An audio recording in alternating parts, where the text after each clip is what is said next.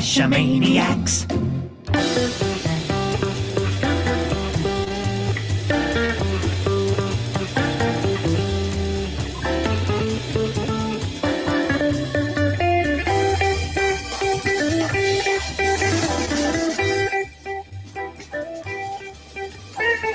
GeoGearHeads.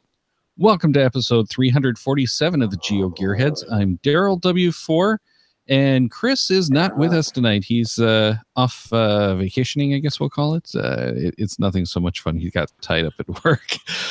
But we've got a great show tonight with GSM times 2. Welcome back. Thank you very much. Appreciate it.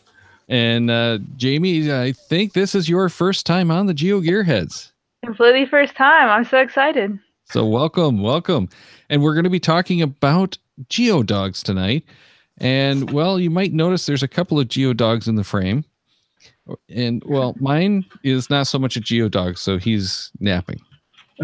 Very good. A tired dog's a happy dog, so good for you. But I thought it was funny that all of us have trackables for our dogs. Yes, we do.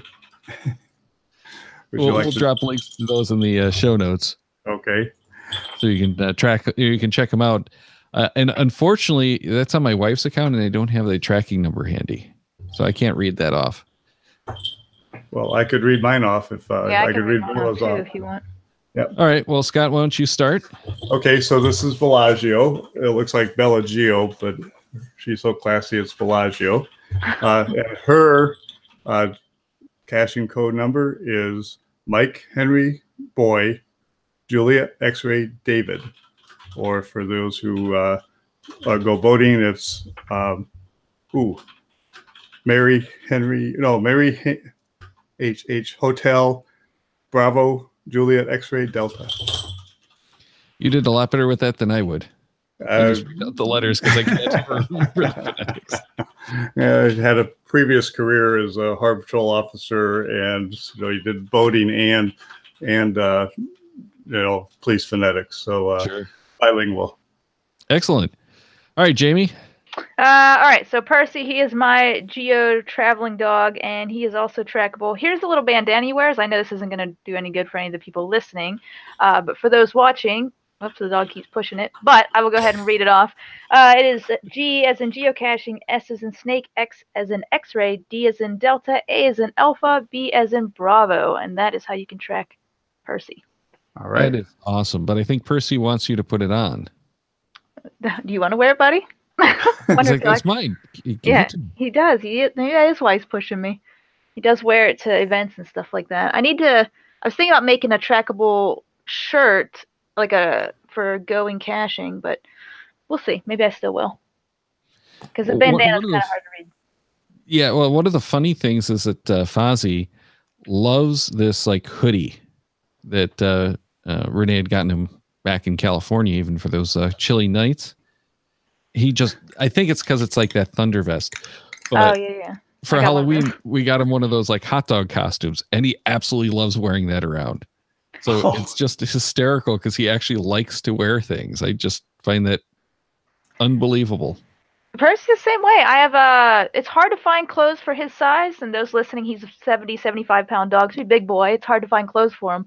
I guess people don't usually dress up larger dogs, but no, I have an R2-D2 hoodie.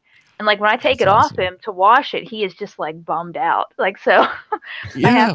I have to okay, I'll put it back on you. I don't know what it is, but it seems like dogs love the clothes. Yeah. Not all dogs, of course. True.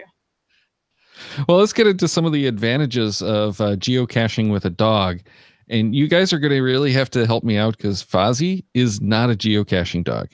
He likes to go out on the trail, but he's more likely to pee on a cache than to help us find it.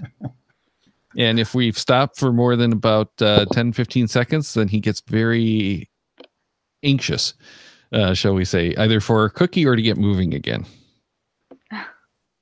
Well, one of the things that I find with Bella is, and this is a two-edged sword, she can be if I'm with other people, she can be a great distraction. So, I'll just take her off to the side and get in a conversation, and while the other people are looking for the geocache, we're talking about dogs, about Bella specifically.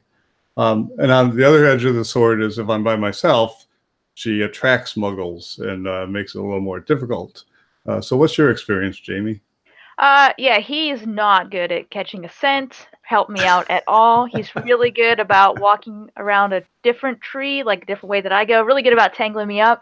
Um, he's not good at geocaching. Like that's I pretty much bring him along because I enjoy the company. He enjoys the outdoors, and to me, he makes me feel a bit more secure. I'm not really a big fan of being out in the woods by myself. I've had a couple experiences already that were a bit scary, but when I have this guy with me, the only people that really approach me are just dog lovers. It's like, oh, can I pet your dog? But, I mean, maybe they're trying to lure me in, but nah, usually everybody's been pretty nice. But I imagine if anybody wants to mess with me, they see the dog and they're like, not today. Exactly. So it sounds like Percy is very much like Fozzie is. He likes the attention. He likes going out, but not so much to find the Tupperware. No, yeah. Somebody wants to pet him, he's all excited, which is good. He used to be incredibly shy. So that's another reason why I like geocaching with him. It helps socialize him, helps him be like a lot less aggressive. I don't know if you guys know that, but the more your dog interacts with people and other dogs, they just become less aggressive. So yeah, he doesn't. Maybe it's another reason why he doesn't bark quite as much because of all the geocaching and walking with him. Buddy, you are hogging the camera here. Well, what's that old motto about kids and dogs? Yeah. But Fozzie's kind of the same way. He just loves people. The irony is he's not so interested in the dogs. We meet like other dog owners. He'll go sniff the dog and then go right to the human. Right. And then it's all about the human. Yeah, I took him to a dog park and he did the same thing. He was interested, like he saw the dogs, but he was like, he went over to everybody else. He's like, just scratch me. He's like, they can't. I don't care about these dogs. Yeah. Yeah. I think Bella actually really dislikes the dog park. She doesn't like the attention. All the dogs coming over and sniffing. She's like, Daddy, pick me up and get me out of here. Take me go geocaching. Yeah, we were taking Fozzie to the dog park on a regular basis, and sometimes he'd love it, sometimes not. But one of the most puzzling trips to the dog park is we let Fozzie pretty much guide us where he wants to go. He's in control of the walks.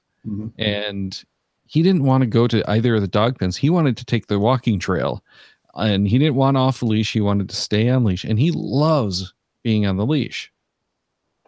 He's anxious to put on his harness and go out for the walk because then he's taking his humans for the walk, I think. Right. Your dogs know, like, so when you said you want to go for, a car ride or a walk. Oh, yeah. Yeah. Like I get like, do you want to go geocaching? He's like, what? He knows like that includes the ride and the walk. So. Right. Yeah. It is funny because Bella, she has a special collar that has a bell on it, and when she hears that, we're going out, it's one level of excitement. When I take out this collar, it's a whole different level of excitement. Oh wow! Yeah, we love it. A lot of the geocaching dogs are actually pretty good at finding caches, and it sounds like none of ours are. So that's kind of funny that we're doing a show about geodogs with 3 dog owners who have dogs that don't find the caches. I actually got an email from someone who just unfortunately lost their dog, but apparently their dog was a better cacher than they were. And it's really sad that Bella has a natural instinct to be able to smell out plastic bags, and I've just never trained her. But if I have a plastic bag in my pocket and I'm sitting on the couch watching TV or something, and she'll just smell it, and boy, she just buries her nose into that pocket until she gets it. So I know that if I took the time and trained her, she could smell plastic Tupperware or plastic bags and do a really good job for me. But just never did it. I have no idea where to even begin with that training, but maybe I should. Maybe it'll help me because I still say this day I'm a really bad geocacher. I don't find a lot, so makes for interesting. A lot of footage that never makes it onto YouTube. Right. We need to find someone who's good at doing that kind of training. Get them on the show with us to talk about how to get our dogs trained. Yeah, next time, part 2. Part 2. Percy, I hate to say it, but C. Michelle says that Scott's dog's the cutest. I saw that. Just gonna ignore that was up there. No, I mean, I can't disagree. Bella's really cute, but how could look at this face? Exactly. I'll tell you, if I was going out in the woods and I felt uncomfortable, I'll take Percy over Bella. Yeah, because Bella's just, a little too small. Just a tad. Just a tad. Yeah. Am I bringing my dog to going caching? Somebody asked in the room if I was bringing my dog to going caching. Maybe. Just depends on which days I go. I might. Yeah, that's one of the downsides of the dog is that there's a lot of places that they can't go. Yes. Yeah. The city of Rome, though, where it is actually incredibly dog friendly. Like when you go to the visitor center and everything, there's a brochure and it tells you which restaurants you can take your dogs to and everything. So it's actually pretty neat. The only thing that I'm debating on is I really want to probably do the escape room, and that's the only thing I can't take him with, and I don't know what I'm going to do with him if I go do that. So I don't know. I know he'd love it though, all the attention. Oh, absolutely. Yeah. Well, you could probably find someone willing to dog sit while you're in the escape room. Maybe. But he is. I mean, he kind of freaks out the moment I'm out of his sight. He is very attached. So he's going to be a nightmare for somebody. However long it takes me to get to that escape room. Too bad it was not to just bring him in, but I can't. Coon and Bud says that he'll watch him. Oh, there we go. There we go. Exactly. And it's going to be a nightmare for you, I promise you. Yeah. Has a little separation anxiety.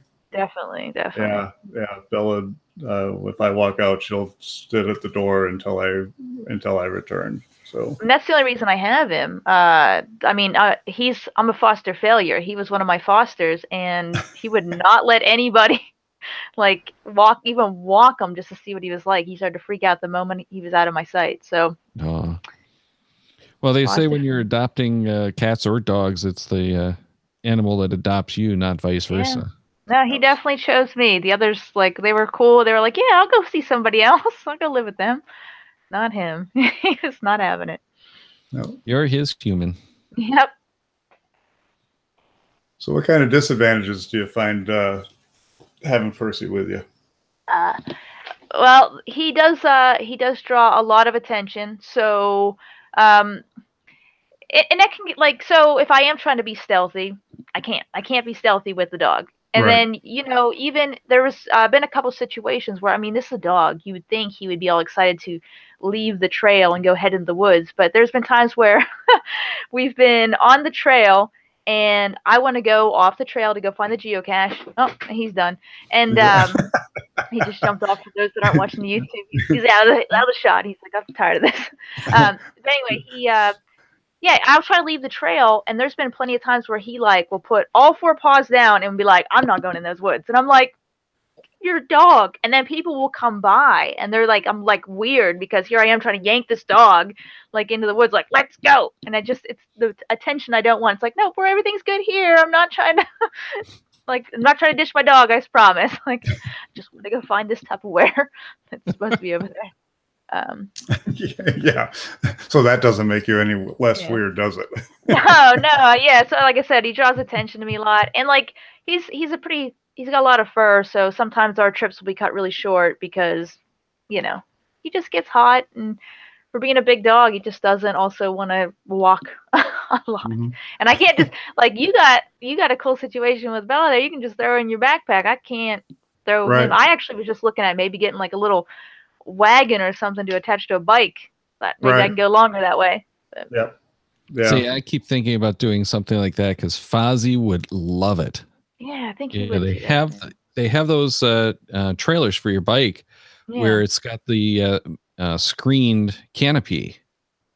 It's intended for children, but even better for a dog. Yeah. No joke, was looking at them right before the show because I was like, I might do that. I think because he loves, like I said, riding in the car, and I was like, it's almost the same thing, right? He'd stick his head out and the wind hit his face a little bit as I'm pedaling a whole 2 miles per hour with dragging him behind me.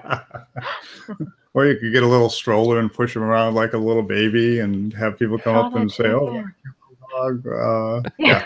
Oh, can I see your baby? Yeah, check out my baby. So part of the problem that you've kind of mentioned is that it's really tough to search for the caches when the dog's trying to go somewhere else because it doesn't want to do that. So it does make it more difficult to find the cache because the dog doesn't necessarily want to find the cache. Yeah. Yeah, I have it's a good story now because she survived, but yeah, I do have a case where with a group of people and we're looking for a geocache, look over and Bella's licking up a flower. Turned out to be a peony, and then later on we're looking for the geocache, look over and she's all covered with these little flowers and she's licking them off. Didn't realize it at the time that both of those plants are poisonous to dogs. And so about 25 minutes before our vet closed for the night, Bella suddenly goes into seizures, and we run off to the vet with my wife in absolute panic because Bella is now just limp in her arms. And fortunately got there. The doctor snagged her. You know, we let her know there's an emergency, we're coming. He snagged her, filled her full of Benadryl and charcoal and fluids. And 10 minutes later, she comes out. I won't say she was healthy and normal, but she was 1,000% improved. And yeah, so, you know, one of the reasons, Jamie, I have that backpack is if we're going to go geocaching with Bella, she's usually in the pack, not because I just cannot look and watch her at the same time. Where now? I need to see what these flowers are. Are they only like in California, or like is it something I got to worry about here? You know, there are a whole list of flowers that dogs are allergic to. So you probably should, Google it. Dogs alert plants that are poisonous to dogs in Georgia, and you're probably going to have a few come up. Well, there's some nuts and things like that which are poisonous to dogs as well. And Fozzie loves nuts. Uh-oh. So we'll be walking along and he'll start picking up the acorns, and I swear that's why he chases the squirrels, is because he wants their acorns. So we really have to watch him because he eats the acorns and he goes after chestnuts. I don't think he's actually eaten a chestnut that he liked, though. Yeah, they're a little bitter on the outside, I think. Yeah, well, and I looked it up. I should have looked it up for the show. And I believe that neither one are poisonous to dogs, but they don't want you to let the dogs eat them because a lot of dogs will still have reactions to them. And worse yet is if they actually swallow any of the shell, then you've got real problems. Yeah. Yeah, those are pretty sharp shells when they break down. Fozzie, too, has gotten very sneaky. He knows he's not allowed to, so he gets sneaky. You got to keep a good eye on him and make sure he doesn't get anything, and he will try to eat it. Yeah. His latest thing is he likes to eat cicadas. The my big bugs. God! These things are they're so noisy, man. Like, he can get close to them. I guess I've never even tried. Like, they don't fly away. Not at night. And it's probably because they're newly hatched or going to lay their eggs. So in either case, they're just really vulnerable there, and he loves grabbing them. I think he likes that they flutter in his mouth as he's it's just gross. Oh man. Percy's been worrying me. He keeps trying to snap at like wasps and stuff in our yard, and I'm like, no, because this is gonna be bad. Because the moment one stings him, like, I mean, he'll learn his lesson the hard way, but I just really don't want that medical bill, So keep pulling away and telling him to leave it, but it's just too exciting because it just flies around his head. So. Yeah, another thing that has been challenging when we try to take Fozzie on the trail is he gets hot, but he's discovered that the shade is cooler and much more entertaining. So he'll actually go running into the shade and like not want to leave the shade. Right. And he plays the game of like lava, don't touch the sunlight, jumping from shade to shade, or sometimes won't leave. So that's another thing that gets a little bit, that's a little bit that makes it nasty. Yeah, Bella used to actually be a really great geo hiking dog. She's actually hiked up to 11 miles, and then she, like Fozzie, discovered shade. And well, two things happened. She just would stop, and like Jamie, like Percy would just put down all 4 feet, and I'm not going to move. So I'd wind up having to pick her up. And then when I picked her up as a black dog, I realized how hot she was. I felt terrible. For 4 years, I'm walking around in sunshine, and now she's letting me know, hey, I am hot. And so she doesn't take too many. She'll walk in the shade, and of course we got the backpack, and she does really well in the backpack. Well, and I don't know if Bella's the same way, but Fozzie has gotten so much more sensitive to the heat, and especially to the sun. And he's a lighter colored dog, right? But he's gotten so much more sensitive to it as the years go on. I think as you guys are young enough to not know this, but so do older people. Sure, yeah. I mean, their lifespan is condensed a little bit too, so it's a little bit more noticeable when they make some of those shifts. Yeah, definitely. But just in the last couple of years, Fozzie's gone from being the hyper puppy to being asleep all the time. Mm-hmm. That's Percy. He actually even thought about getting little boots for him to wear. I don't know if he'd wear them, but like just to protect his feet from the hot pavement on the hot days, and also like, I don't know, like you never know if there's broken glass and stuff in some of those places. And I know I'm not very good about spotting that, and I'm just always worried like he's gonna get hurt. But I don't know, maybe their pads are pretty tough. I don't know that much about dogs, but I've seen people put the little booties on their dogs. Have you guys ever tried those? Or I haven't, because Bella doesn't like to wear clothes. You've got a small dog when you can actually buy clothes for your dog. I have a small dog I can actually buy, but yeah, we try to dress her up for Halloween, and there's like no, they're not going to do this. So we did not even try the little booties. But we've tried the booties on Fozzie, mostly for the winter because he hates the salt, which I totally get. Those salt crystals are killer. They get between the toes and the pads, and they just poke, and it's really sad because he'll just, as soon as he steps on one, he lifts his paw. He's like, "Dad, get that out right now." And he just has this very pouty look. It doesn't matter. Something I don't have to worry about. Not probably either. Like, yeah. So salt on the roads in California only if you're really near the ocean, and yeah. So the booties that worked the best for him were the little rubber ones, but the trouble was we couldn't get any of the rubber ones that fit well enough that they wouldn't slide. Mm-hmm. And he did not like the bigger ones that they make for the what do they call them? The rescue dogs. That's not the right name for it, but the recovery dogs. Right. Yeah. Because those are like the real thick, heavy ones that really do a lot of protection.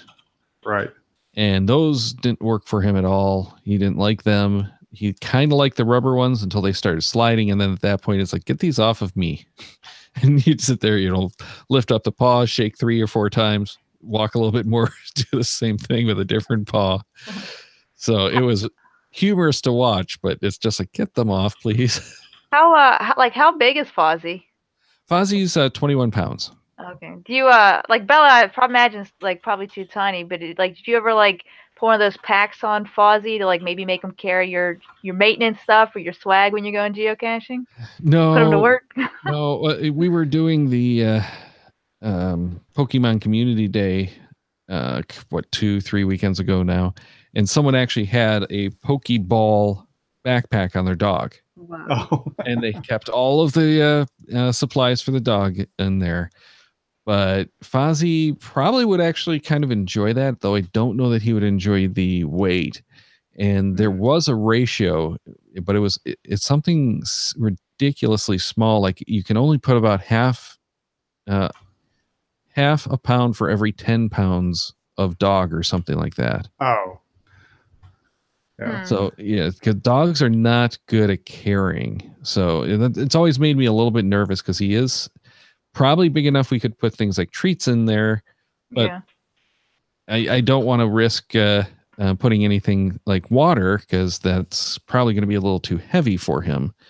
And if we Wonder if did you'd do work up something like, like or like when do you have to start small and like their back gets stronger as you add more things? I mean, I don't know. I haven't done it with my dog yet. yeah, but if you are going to do that, especially if you have a smaller dog, you probably need to check out what those safe weight restrictions are for your dog.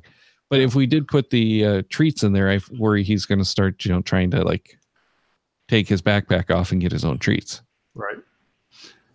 Because he's the kind of dog that would do that. You guys have like your go-to that you must carry with you anytime you take the dog with you geocaching? My big thing is the water. Fozzie is not very good about the water, but he's good about telling you when he needs it. So I actually have, and I'll put a link to the product in the show notes. It's H2O4K9, and that's 2, 4, and 9 are all numbers. But it's a water bottle with the lid as a bowl. Now, the one that I've got the links to is the new version. I have an older version that's on a carabiner. So I just hook that to the belt and go walking. And I never fill it because it's 25 ounces. It's pretty darn heavy. So when we go, it's usually about half full. And that's more than enough water for Fozzie. But that's the one thing that I have to take with me all the time, aside from, the poopy bags. Right. You guys actually pick up after your dogs? Absolutely. I mean, I'm gonna admit, like, if we're in the woods, no. But if I'm in areas where, like, there's trash cans and people be walking there, yes, I'll pick up after my dog. But where a deer might be pooping and stuff, no, I'll leave that. I don't want to risk stepping in it. For me, it's kick it off the trail. And yeah, as long as not put it with the coyotes, dude. Yeah. Now I know that's not, but for me, it's like, okay, so I can kick it off, and the ants and the flies and everybody who does coyote can deal with it, or I can wrap it in a plastic bag, put it in a landfill where 2,000 years from now somebody could come out and retrieve it. So, yeah, I'm kind of a kick it off the side of the trail. Yeah, for a while I'd been doing some compostable bags, but it still goes in the regular landfill anyway, so there's no real point. That's one of those things that's always bothered me. Yep. So the one thing that I thought one of the great inventions I did was just putting a bell on her collar, because when we would hike, she would hike off lead almost all the time. Being a small dog, it was really nice to know when she was right under my feet, and then it was also nice to know when she was not under my feet. And all of a sudden, it's like, I'm not hearing the bell. Where is she? Mm-hmm. And she was a great hiker. She would hike no more than 30 feet in front of me or 30 feet behind me. But I'd like to know when she's in front of me, behind me, or under my feet. Yeah. Yeah, I've got the trackable collar. I've got the license, regular, ID tag on the Fozzie. So that makes plenty of noise, but not enough that I notice, like when he's trying to walk between my legs. Right. Exactly. So you might try. You keep yours on the leash. Well, Fozzie's on the leash, but the racket that those tags make, you always know where he is whenever he's like running around to the house. Mm-hmm. When he's outside and like about to dart between your legs, you don't hear it. Right. Like he goes into stealth mode and decides that it's time to get kicked or tripped or whatever. Yeah, he likes to do that from time to time. He just did that yesterday and almost tripped me, and he got hurt too. Mostly his pride, fortunately. I always worry about that. He does this dart from, he'll be like sniffing something over to the left as we're walking, and then try to run to the right behind me, but in front of me as I'm walking. Right. And he does it always when I'm like looking at something else. Like in this case, it was a plane that was flying low. So I'm like, that's awful low. Oh, sorry. As I nearly fell over. I think Bella's time to join Percy off my lap. There we go. Like, I know you were saying how, because Bella's a black dog, she gets hot really quick, which Yeah, I used to foster some black dogs, and yeah, no joke, man. There was one dog that he was black, and like the moment, like we wouldn't even get far on the trail, and he would just flop right over in the shade, and he was big, and I'm like, come on, buddy, get up. People be laughing at us, and I'm like, I can't get this dog off the ground. He would get hot so quickly because of all that black fur. Does the backpack help keep her cool, or? Well, the backpack helps keep her cool because she's not, because she's not walking. Exerting herself. We did try, and you probably had more success than we did with one of those soaking vests. Yeah. And we tried it. It didn't seem to really cool her any. Yeah. But, so I mean, I got this one for Percy. It's a rough wear cooling vest. I will say it lasts for probably about 45 minutes to an hour, and it's hot here in Georgia. So yeah. I will say that. I mean, he doesn't talk to me, right? So he's not like, this is fantastic. Thank you. I love this. So I don't know. I kind of got to go based on like what I'm, just by reading them. But I will say when I put it on him, he doesn't seem like he pants as hard. And I feel like we can go walking longer. And when I check under the cooling vest, his body will actually feel a bit cooler. The only downside is that you have to continue to put water on it every time it dries up, and again, big dog, so that's a lot. I'm carrying water for myself, water for him to drink, and then also now water for the vest. But whatever, it helps me get an extra cash or two. Exactly. Be out on the trail a little longer. It's a small price to pay, so he can make it a little bit further. Yeah, I've wondered about those myself because I haven't had good luck with most of those cooling hats and wraps and stuff. But a lot of that I figure is because it's so humid up here when it does get hot. Yeah, those typically rely on the evaporation. Is the cooling vest like that still one of those evaporative one, or is it doing something else? I think it's an evaporation one. I don't know, but I need one for me. I can't handle this Georgia heat. I'm gonna steal it from him and put it on myself next time. They make plenty of the hats and wraps that you can put around your neck like that. So many from like Cash Crate, and every time I'm out there, I'm like, why didn't I bring mine? I'm so worried about my dog, I forget about me. Yeah, I got one that goes on my hat. I got one that goes around my neck now, and it's like. Okay, there's one of the big problems that we forgot to mention about the dog. You get so preoccupied with taking care of the dog, you forget to do something, at least one thing for yourself. Like I always forget the sunscreen when I'm dealing with the crazy Fozzie. Right. I forget the bug spray. Yes. I get chewed up so much, and I don't have to worry about it with him because he's got flea and tick medicine that keeps all the bugs away from him, and he doesn't have to worry about breaking out in poison ivy, unlike me, that the moment I even look at it, I'm covered. So I wish I could wear something to shield. I need just a full, like, I'm going to borrow Katie's hazmat suit that she used in one of her videos to go geocaching, protect myself from the poison ivy. See, I wish I had the flea and tick medicine because I've had ticks on me, never, the bit, but I've had the ticks on me and that just gives me the heebie-jeebies. Yeah, I've pulled a couple off me now with that tick key. Those things are pretty nice. Yeah. Yeah, why don't we have our own tick and flea? I know. Pill that we can just take and be good. Well, I was talking with someone about 8 years ago at one of the events, and apparently there was at that time, some kind of tick repellent that they were testing at the FDA, and I think it got turned down. But it was like an injection or something like that. So it would like last you 3 months, and you could go and take this injection, and the ticks wouldn't bite.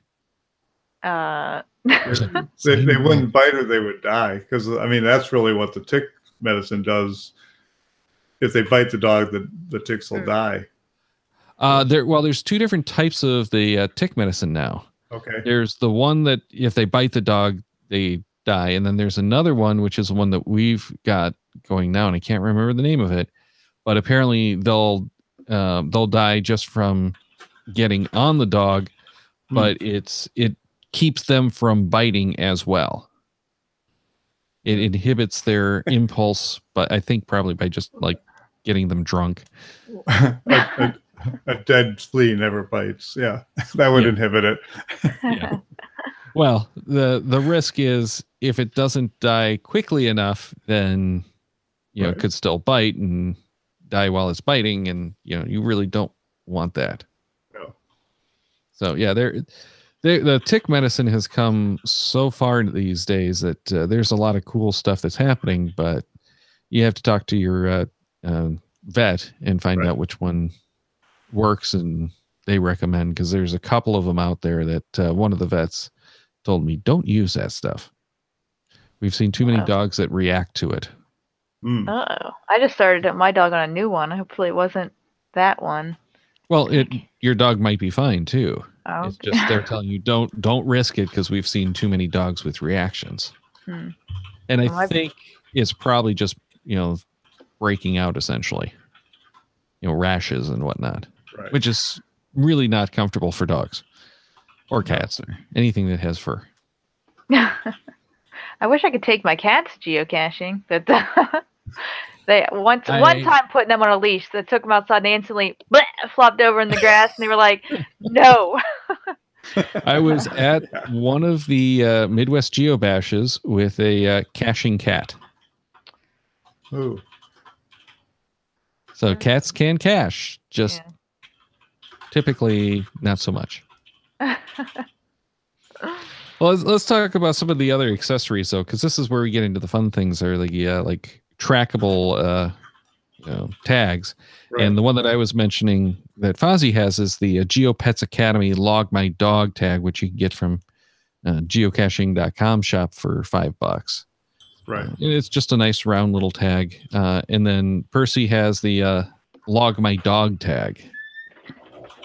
Yeah, from geocaching.com. Yeah, actually, I was looking at those. I didn't even know about the other one. I think I like yours better. And I don't know about yours, but the one I have, I actually had to take it off him because it started to chip off as it was hitting, like, just his collar or something. Ooh. Yeah, that's not very good. Yeah, so it's kind of hard to read. That's why I just put his code, like, on bandanas and possibly a shirt or something. So. Right. Yeah, so I would say probably avoid the Log My Dog tag then. The GeoPets Academy one is more like your... Geo coins, and I believe it's a soft enamel, so it's actually kind of recessed, so it's metal that's going to clink, and we haven't had any problems. It still looks beautiful. Yeah, and maybe if you get one of those, like even when, like, I gave one to Percy once, but like he has like the little name tag, so if he gets lost, people can call me. But I had to put like one of those little rubber rings around it, so maybe if you put one of those on a Log My Dog, maybe it'll last a little bit longer if you can find one that fits it. But yeah, mine started to chip. It wasn't like instant or anything like that, but I mean, it definitely doesn't last as long as a normal dog tag. They do also have the Log My Dog collar, which I thought was a lot more interesting. It's $23, so a lot more costly too, but it's the trackable tag on the trackable number on the collar. And like Fozzie, getting him to share his trackable tag just is not an easy task. He wants to give you all the love or get the rubs. He doesn't want you to be playing with his collar. Yeah, I ran into that a lot when I was putting it on his collar. I was like, people would be like, "Is your dog trackable?" I'm like, "Yeah, like it's right there, on his collar." But they go to like look at it, and my dog's like in your face, and he's not holding still. So now it's just like I said, if I put it on a t-shirt, I can just put it right down his back, and if he's just sitting still long enough, somebody can snap it with their phone. And hopefully be able to log it. I'm hoping that works a bit easier because the collar was not for him. He just couldn't hold still long enough for anybody. Yeah, if it's on the collar, it'd probably work. Not on the fabric for the collar, so it's like a little kind of like your bandana, but a little sign. Yeah, that I think would be really cool and would probably work well if you have a shorter hair dog. Yeah, right. I don't. Right. I mean, he looks short hair, but it's long. So what I did with Bella is just went to I'll just say PetSmart, but it could be any of them, where you can make your own little tags. They have little machines. So on one side it's Bella with her phone number, and on the other side just took a trackable code and put the trackable code on it. Oh, absolutely. Yeah, as long as you have a code, you can do anything with it, and it's an easy way to do it.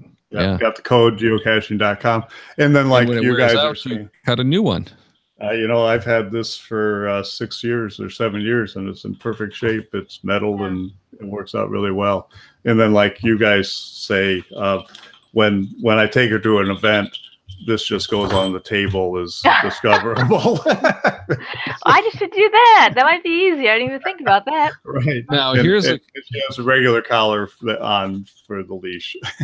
a question. Do you have the dog license that has to go on that same ring with the on the collar as well? Because that's where we run into the problem. Yeah, we're not required to have dog licenses in California, but and this is often for regular collar. She does have a California driver's license tag with all the picture, their birth date. That's awesome. Weight, everything. Yep. And then actually on the back it has her restrictions that she has allergies to pretty much everything, and she has a registration chip. So yeah, that's just one of the little Facebook ads that popped up, and it really has turned out to be kind of cool. That's pretty funny. Yeah, it's adorable. A couple of things from the chat real quick. DNF Magazine said that you should use the cats for the tree caches. Oh yeah, they'd be real. Hopefully they just bat it down for you. But it's like, put it back up there. And that way the firemen can come up and retrieve the cat and the cache at the same time. Perfect. Just one phone call. Bounce says that his dogs have the Log My Dog and a Velcro tag that mounts to their packs. Ooh. So that's pretty cool. That's pretty smart. Then he says, he pulls it off and people can discover it. And then Adventures with Dan suggests just a marker on the collar. Oh. And then actually that was Bounce again. So yeah, so a couple of good ideas in there. As we're I shooting love out that bandana though. As we're shooting out good ideas, can we mention that First to Find magazine just happens to have? Yeah, for this issue of the First to Find magazine, looks like Sandy, Sonny, and Sean just bought a little dog and went out there and got some advice on what to do, and so they got a little article on geocaching with dogs. Yep. And what episode is it, or which volume 9, issue 2. It's the one that just coming in the mail or you just received. All right. Let's move on to some other cool stuff that I found for dogs. One of them was, I kind of want to get this for Fozzie. It's a fashion sleeveless jacket that says, "Not all that wander are lost." Oh, nice. Geocaching version. Fozzie would probably love to wear it, but I'm just afraid of doing that when he gets so hot. Maybe I'll get it for him for fall and try it out then. And then there's also the Rough It dog carrier, which Jamie, I think this one's yours. No, actually, this is mine. So this is Bella. This is Bella's little backpack. So so I just put her in the backpack. She faces me, and straps her on in and stick her back there. And as long as she doesn't have to relieve herself, she's pretty darn fine in there. And when she does, she just is wiggling around. You know what's going on there. Nice. Yeah, I'm definitely interested in checking that out. See if that's something the Fozzie would work with, but I don't think Fozzie would tolerate it very well. My back can't handle that. Like I said, next thing I'm going to purchase for the dog is probably a little carrier to strap him on the back of a bike and pedal them to the geocache. See, I like that very much. That's something I keep wanting to do. My big thing is, how am I going to carry that and the bikes and the dog to someplace? It'd have to be someplace that I could bike to from here, because otherwise it's a lot to put into the car. Yeah, no, very true. That was my only dilemma. It's like, God, putting the bike and the little carrier in my car and the dog. Yeah, so I don't know. Probably not going to pan out, but that would be nice to have. Yeah, and there are some of those bike carriers that actually like fold up. One of them folds up sideways. It collapses sideways. Mm-hmm. But it didn't seem like that would be a good one for the dog. And because among other things, I don't think it had the canopy. So I was looking at those power scooters. I don't know if you saw those where your dog is like strapped to the side, but it's kind of pricey.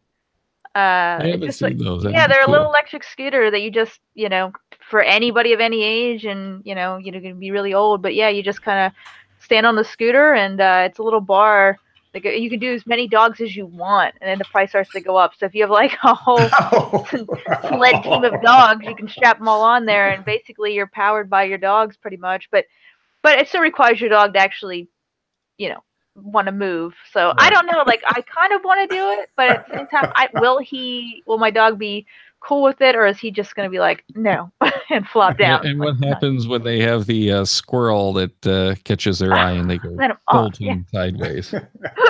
Exactly. Haven't seen that in the video. Nobody showed that part, of course. What happens when your dog is distracted by a squirrel? Or just Fozzie doing the natural, going left to right, and trying to run across the wheel, and there you go. Right. So you have a choice of running them over, or you go over the handlebars, or whatever the scooter is. Yes. All right. Thank you very much, guys. It's been a lot of fun, even if we maybe didn't get much new information for people. It's been a lot of fun chatting about dogs, and hopefully people will have some good stories about their dogs that they can write in, and we can share them on like the upcoming randomized show on the 20th. Before we let you go, though, Scott, why don't you tell people about where they can find more about you? YouTube, Scott No High Videos. That's all I do is make videos, hike, and geocache. And so Scott No High Videos, check out about once a week or maybe twice a week, putting out a video. And Bella is in half of them. Only half? Yes. Because the others involve a lot of hiking. Cuteness marketing. Oh, absolutely. There's no doubt. I mean, Jamie would attest. Anything that Bella has, I get a lot more hits and comments than anything. You just have to put in the little B-roll clips every so often. That's all. Right. Yep. Jamie, what about you? I mean, YouTube's the main thing, and just like Scott, I mean, any chance I could put the dog in there, I definitely do. Because I mean, would you rather look at this face or look at his face? Clearly, Percy's the winner in that. He does get the more views. Plus, again, good company, and he's interesting for sure to film videos with. But yeah, YouTube, you can find me Stardust ZZZ, especially if you search geocaching with that, and then Stardust ZZZ on Twitter. But on Instagram, it's GC Stardust ZZZ. Somebody else took Stardust ZZZ. But that's where you can find me, and I'm pretty interactive on all of them, and I like to interact with the community, like especially with trackables and stuff, if you haven't seen me do that stuff yet. Path tags. Mention path tags. Lots of path tags, man. I'm so far behind on that. Yeah, I still gotta show my path tags from Geo Woodstock. Whoops. Ooh. It's been a while. I'm very behind on lots of videos. That's Jamie and my special relationship. Has nothing to do with dogs. Everything to do with path tags. Yeah. Got it. I totally understand. All right. Mentioned the upcoming shows already, but the next show is going to be on Cache Tour. And unfortunately, Plato Attic had work get in the way. There seems to be a trend with that. Okay. New ruling. Geocachers need to stop working. It's all about the geocaching, and the government just needs to come up with the funding to keep us going. No, not going to work. Anyway, so our Reagan's going to be on for the 30th to talk about Cache Tour with us. Then on September 6th, I think everyone's going to be pretty excited because Jim and Andy are back to talk about Going Caching 2018. Then on the 13th, we're going to be talking with Nicole about the AR experiment. I'm looking forward to finding out, even though it's probably too early to find out much, we're hoping to get some good ideas of how that went and what some of the issues were.